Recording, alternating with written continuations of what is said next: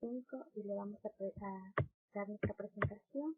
Nuestro tema es valores absolutos y valores relativos en MATLAB. Tenemos como objetivo general calcular las tasas de crecimiento del PIB en sus valores absolutos y relativos desde el 2004 al 2014 y proyectar con la tasa promedio los valores de los años siguientes en MATLAB. Los objetivos específicos que hemos planteado es observar si el PIB ha crecido en los últimos años y si crecerá en el futuro. 2. Analizar la tendencia de los valores del PIB desde el 2004 al 2014. Implementar medidas de crecimiento para aumentar el PIB. La hipótesis que hemos planteado es que el PIB en el Ecuador ha crecido sostenidamente en el país en el periodo comprendido entre los años 2004 al 2014. Vemos que nuestro marco teórico es el PIB es el valor monetario de los bienes y servicios finales producidos por una economía en un periodo determinado. El PIB es un indicador representativo que ayuda a medir el crecimiento o decrecimiento de las producciones de bienes y servicios de las empresas de cada país. Tenemos por qué es importante que crezca el PIB, ya este nos indica la competitividad de las empresas. Si la producción de las empresas no crece a un ritmo mayor, significa que no se está invirtiendo en las creaciones de nuevas empresas. También es que si el PIB crece por abajo de la inflación, significa que los aumentos salariales tenderán a ser menores que la misma. Hemos tenido como resultado de nuestro ejercicio es que con el presente proyecto pudimos certificar nuestra hipótesis y descubrir que el PIB ha crecido en los últimos años, cosas que se reflejan en el bienestar económico que estamos viviendo.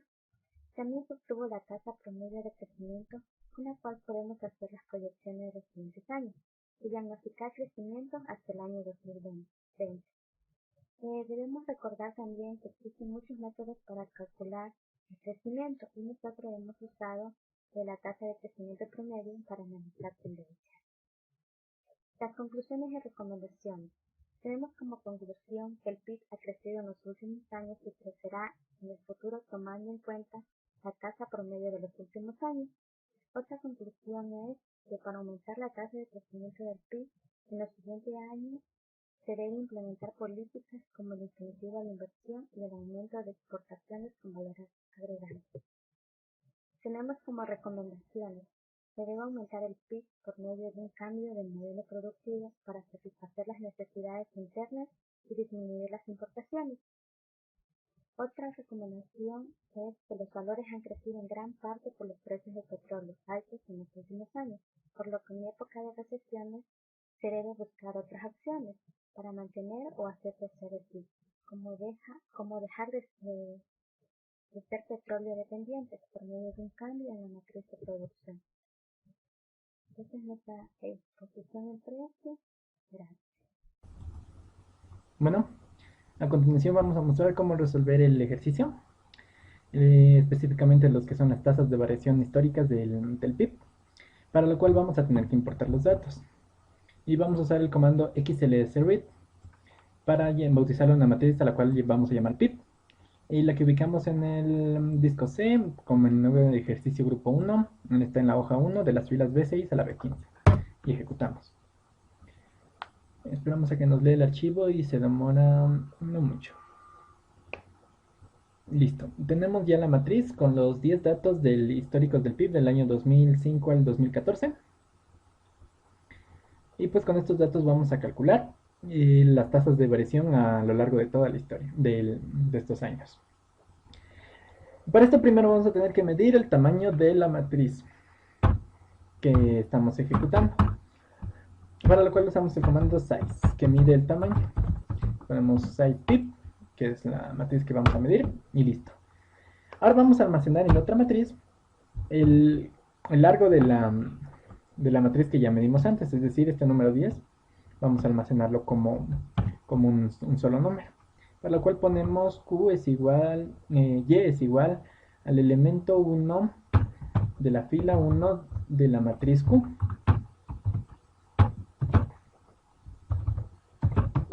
Y listo. Ya.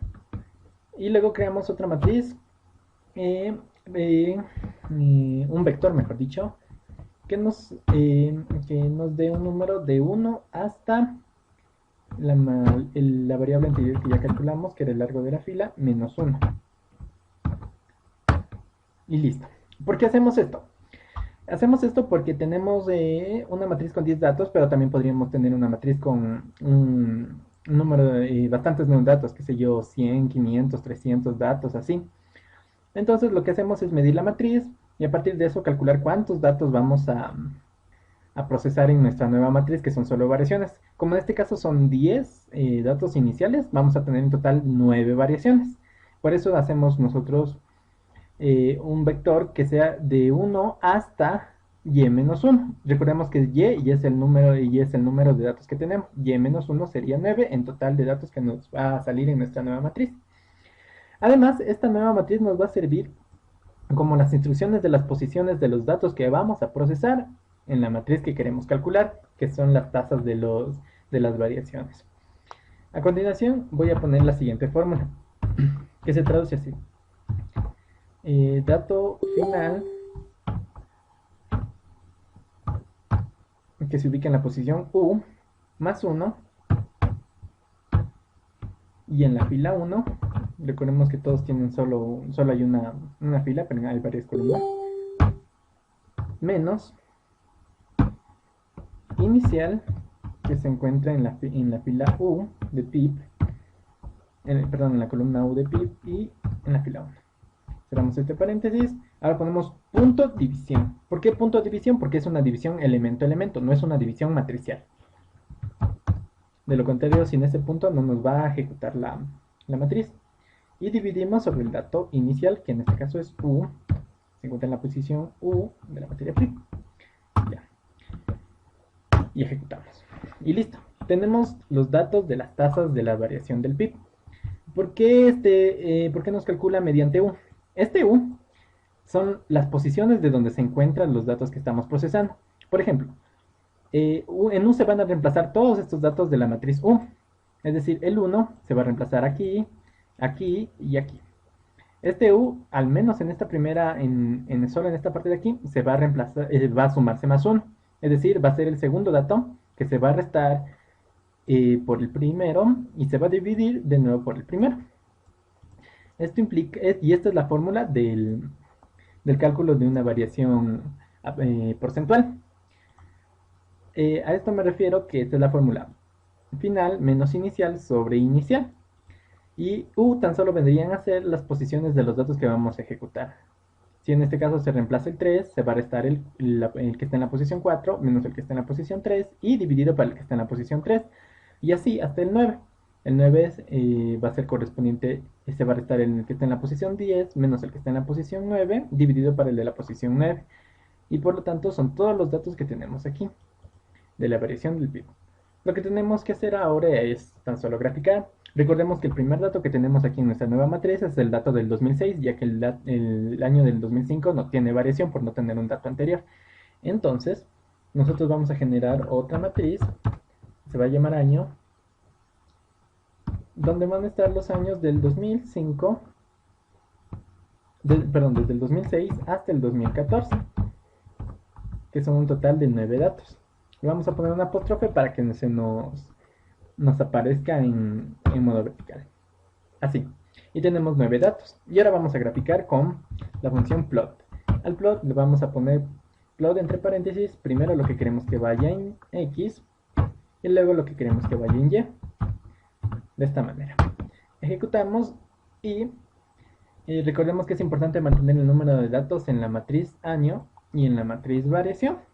De lo contrario no vamos a poder graficar.